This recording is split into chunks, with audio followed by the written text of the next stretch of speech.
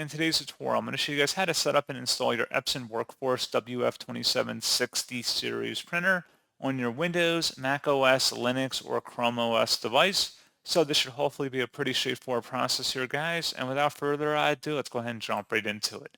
So all you have to do is open up a web browser, and into Google, you want to search for Epson WorkForce WF-2760 support. And go ahead and search for that. Best result, you come back with an Epson support page that says Epson WorkForce WF-2760. Go ahead and open that up. And then just scrolling down, you want to select your operating system on this page and then select Go. And then once you're redirected, you want to then select the option underneath the recommended for you that says driver and utility combo package installer and the download button.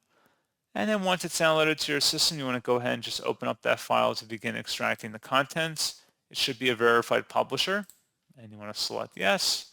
And then this installer will have everything you'll need in order to install and use your Epson WorkForce WF-2760 printer. Select OK, and then just follow through with the on-screen wizard of getting your printer configured for your device preferences as well as optional features, and that's all you have to do.